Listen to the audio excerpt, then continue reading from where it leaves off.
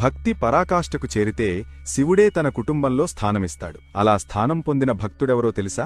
ముల్లోకాలను నడిపించే ఆ శివయ్య ప్రసాదం కూడా తన కొడుకులైన గణపతి, సుబ్రహ్మణ్యస్వామిల కంటే ముందుగా ఈ భక్తుడికి మాత్రమే తినే అధికారముంది. ఆయనెవరో తెలుసా? ఒక చిన్న బాలుడు ఆవుపాలు తీసుకుని ఇసుక శివలింగానికి శివాభిషేకం చేస్తున్నాడు. ఎంతటి తాదాత్మ్యంతో ఉన్నాడంటే దెబ్బలు తగిలినా తెలియని స్థితిలో. అప్పుడతని తండ్రి వచ్చి కర్రతో విపరీతంగా కొట్టాడు. కాని బాలుడి మనస్సు మాత్రం శివుడిలోనే లీనమై ఉంది. హఠాత్తుగా తండ్రి పాలకుండను ఎడమకాలితో తన్నాడు.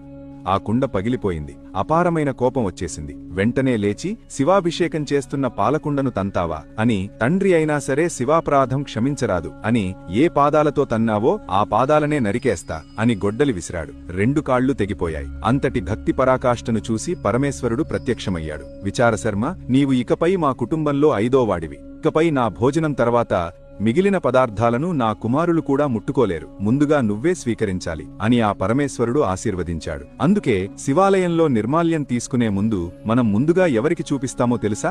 ఆయనే చిటికల చండీశ్వరుడు. ఆయన ఎప్పుడూ భావసమాధిలో ఉంటాడు. అందుకే చిటికేస్తారు. స్వామికి సమర్పించాం, మీరు అనుగ్రహిస్తే తీసుకెళ్తాం అని వినయంగా చూపించాలి. ఆయన అనుగ్రహిస్తేనే మనం స్వీకరించాలి.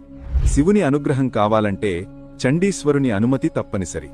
దీన్ని ఎప్పటికీ మర్చిపోవద్దు.